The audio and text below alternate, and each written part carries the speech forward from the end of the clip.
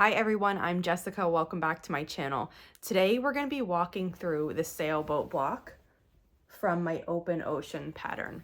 So let's get started. I have all the pieces needed to make the sailboat here, and the only thing I went ahead and did before this video was to make the bottom of the boat. And this, we've gone over this quite a few times on my channel before, but if you haven't seen it, I took a square of this background color, which is the chambray, that's what I'm using, and I laid it on top of the red rectangle. I matched up the edge, the top, and the bottom, and then I sewed from this corner diagonally to this corner. And then I trimmed off the excess, and when I open this up, it forms the bottom of the boat.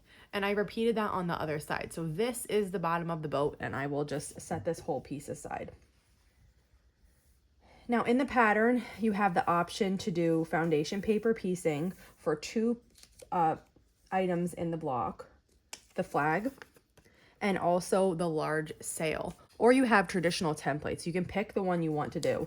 I am choosing to do the foundation paper piecing templates because I just prefer this method. It just makes it literally just so easy. You can't mess it up. So what I'm doing here is I switched my foot. I'm using 34D, and I use this foot whenever I'm foundation paper piecing or making stitch and flip flying geese, anytime that I need to sew over the fabric without a 1/4 inch seam. Now I do turn my stitch length down. I'm gonna put it to a 1.5 here. And the way that this is, the shaded portion B1, that's your background, and B2, the white, is the color of your sail. So in case you're not doing white sails, you're still putting the sail color on B2. And I oversized my pieces here. You can use the templates to cut out the pieces if you'd like, but what I did was I just oversized them here. I think I started with like, I think for the chambray I did a 9-inch square, and then for the white, the piece that I had was a 9.5. So they're not the same size, and that's okay. And then what I'm doing is I'm just lining this piece up. You probably can't see it too well on the camera, but I can see this edge here, and I'm just going about a 1/4 inch back from that. And then what I'm going to do here is line up my needle so that it's going to sew on this diagonal line between 1 and 2, B1 and B2. I like to back stitch at the beginning and the end, and I'm just going to sew all the way across this.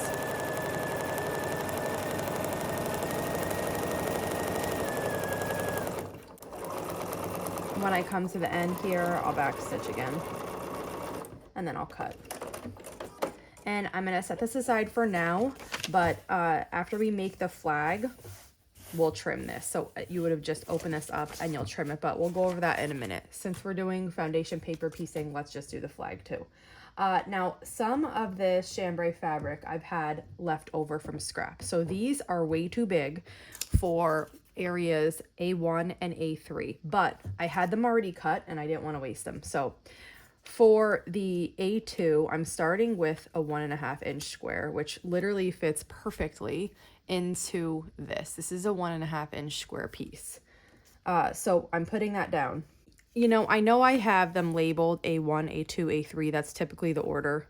For me, for some reason, I've been doing this backwards. I've been starting with A2, then adding A1, and then adding A3. You can do it either way. In this case, it will not be wrong if you start with A1, then add A2, and then add A3. And it will also not be wrong if you start with A2 and then add A1 and A3. So that's what I'm going to do here, just because that's what I've been doing. So what I do is I take the red square and I fold it back. I can see through this paper here, and I'm folding it exactly on the line between A1 and A2, and then I let it go back. Then I take this oversized triangle and I just overlap it a 1/4 inch past, and then we're going to sew on that line there between A1 and A2.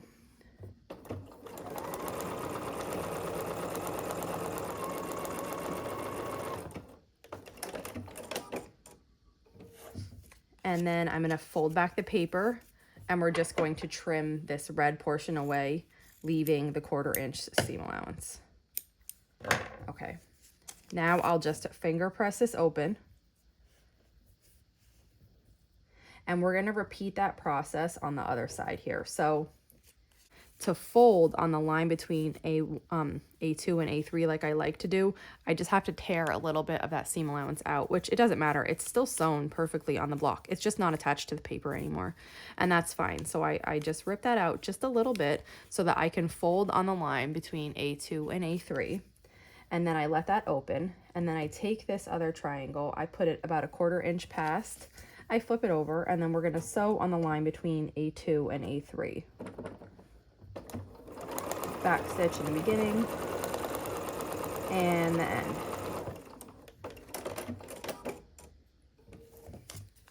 Okay, then we're going to fold the paper back and just trim this overhang away. So there's a little bit of overhang up here, and then there's the red. And now we have this piece that is extremely oversized because of my big triangles that I had, but we will trim it down perfectly. So let's go do that now. Oh, my fabric has been shedding all over my pressing board, but I'll clean that up once I'm finished. So if you would like to press these before you trim them, you can do that. Basically, the way I do it for this large one is I put the iron right on the seam that we sewed to set the seam, and then I gently open it up and press it. Okay, then we'll trim that in a minute. And for the little flag, I'm just going to set my iron just right on top of it and just give it a press. And that's good enough. It's nice and flat now. And now we can trim them. So to trim these, for this larger one, I like to use a big square roller. So I have a 12.5. And what we're going to do here, I'll just bring this up close so you can see. We're going to trim on this dotted line. This solid line is what we will sew on later, and the space between the solid line and the dotted line is your 1/4 inch seam allowance. So when you're doing this, make sure you're cutting on the outer dotted line. So I just put this down, and we'll cut the right and then the top. So I just line everything up so that the edge of my ruler is on that dotted line, and I will just cut those. Then I'm going to rotate and do the same thing here.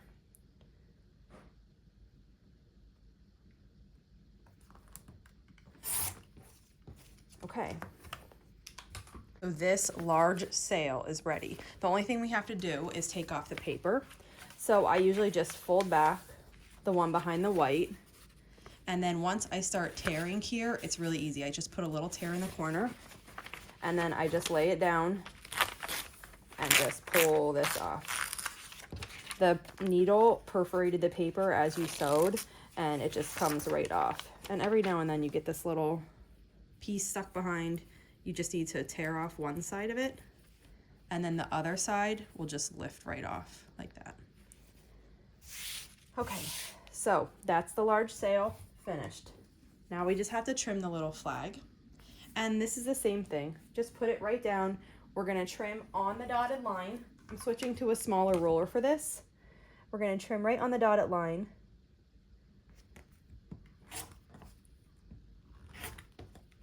Rotate it and trim again. And here is our little tiny flag. And we'll just remove the papers here. So I just pull that off, then I go in and I take that one off. And as long as those ones came off smoothly, this one will just lift right out. And there's our flag. So now we can go back to the sewing machine and finish assembling the block. Now that we're ready to piece with 1/4 inch, I put back on my 1/4 inch foot. This is 57D.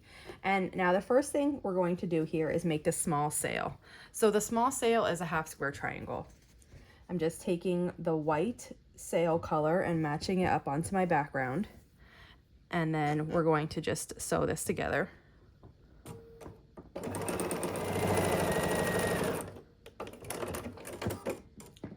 I'm going to finger press this 1/2 square triangle, so I'm just going to open it up and just slide my fingers just right along this. And that makes it flat enough to work with, and we don't need an iron. We do need to trim off these overhangs, so I'm just going to do that quickly like that. There we go. And this is the small sail. So to the small sail, a rectangle gets attached to the bottom, so let's do that.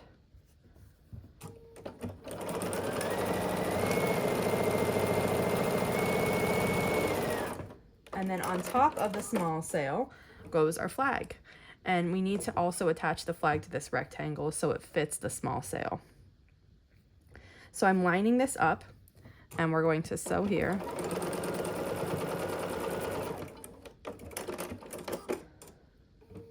Okay, now we have our two pieces. So this is the part of the small sail and this is the flag that goes on top of it. It's going to be set up like that in the block. So I'm just going to turn this around, take the small flag and sew it onto the small sail.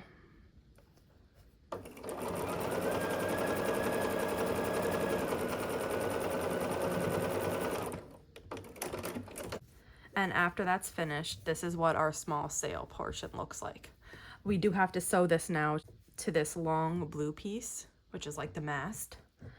So I like to do it like this. I put the blue, this is skinny, so I like to put the blue piece down. I flip the small sail side of the block over and I match the edges and then I sew this way. Once I get it like in there a little bit, I stop and I make sure that the line, that this edge is aligned here. And then I go back and I make sure that these seams are laying in the right direction.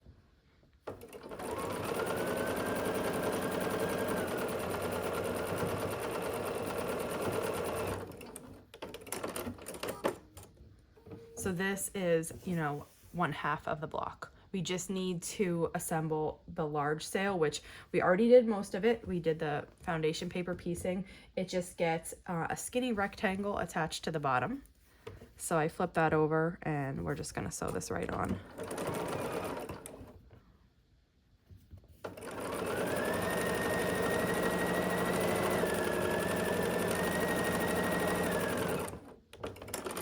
Okay. And then next we sew these two together along this seam line. And like I said, this is skinny. So the way that I work with that here, I just finger press this open. Then I'm gonna take the small skinny blue mast and match it up onto the large sail. I usually just stop after I get a few stitches in and just readjust to make sure that I know this is laying correctly. And then I sew the rest of the way.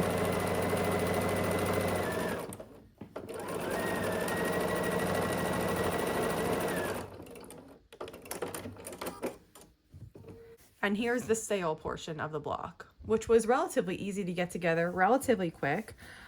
So if you have any questions on this part, just let me know in the comments. Now we have two more pieces to add. We have a rectangle that's going to go across the top. And for me, I usually put the rectangle down and then I put the pieced portion on top of the rectangle and then sew this. I stop about 1/3 of the way in and I line up the rest of the block to make sure. The seams of the mast, I try to push those in and they're gonna be right next to each other because that piece is only a 1/2 inch finished. So your 2/4 inch seams are going to just take up that space, but they do lay really nice right next to each other and they don't get in the way at all. Okay. Now we have the top on. The last thing is to add the bottom of the boat, which is just going to get sewn on like this. And again, I put the bottom of the boat down, then I take the sail piece of the block and I match it up, and then I start sewing here.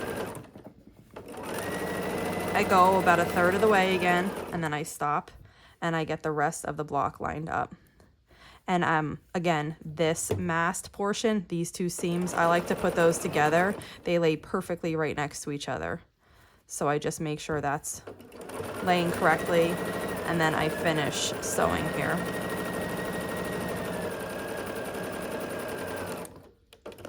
Okay, that's our sailboat block. Let's go press it together. I basically look at each block and try to determine the best way to press it. I look at each block and then I try to determine the best, easiest way to press it. So for this, we're going to work a little bit on the back and then we're going to flip it over and work on the front. So for this one, I'm going to start at the large sail and put my iron on the large sail. And then I'm going to do this seam first. So I just gently, I'm not pulling hard, I'm gently just pulling that out so that that seam lays flat on the front. And then I'm going to just slide my iron over and hold it there. Next, we're going to do the mast. So the mast I mentioned is a 1/2 inch piece finished on the front. So these 2 1/4 inch seams are going to lay perfectly next to each other and take up that full 1/2 inch. They just need a little help laying flat. So I'm doing the mast. Also going to the small sail while I'm there. And then I do this top part by the flag. Right here, I just did that seam. And now I'm going to stop on the back. The whole sail portion of the block is pressed, but we didn't press the bottom or the top. So to press the top, I like to fold it down and just go on top of that seam and then gently open it up. And now that lays really nice for me. I'll do the same thing for the bottom of the boat. So I'm going to fold it closed and lay it flat and then just go across that seam. And then I will just gently open that up and press it. And then I just kind of see anywhere that doesn't look really flat, and I'll go and just like hold my iron in that spot.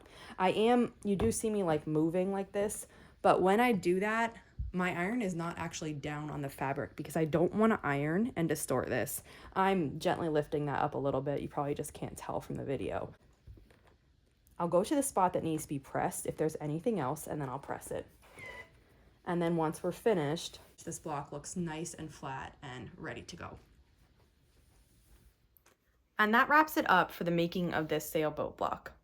If you have any questions on how to make this, just let me know. And if not, I'll see you back here soon. Thanks for following along.